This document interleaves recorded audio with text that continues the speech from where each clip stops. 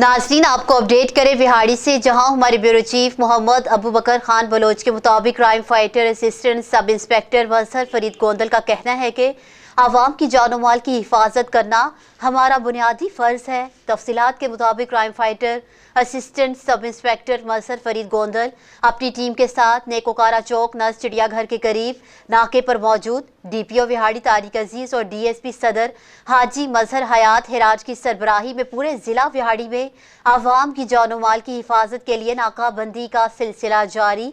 इस मौका पर crime fighter assistant sub inspector Mazhar Fareed Gondal थाना सिटी का कहना था कि बढ़ती हुई वारदातों और क्राइम को कंट्रोल करने के लिए रोजाना की बुनियाद पर जगह जगह विहाड़ी पुलिस नाकाबंदी करती है। नाकाबंदी होने से काफ़ी हद तक वारदातें कम हुई हैं। हम आवाम की जानो माल की हिफाजत के लिए 24 घंटे हाजिर हैं।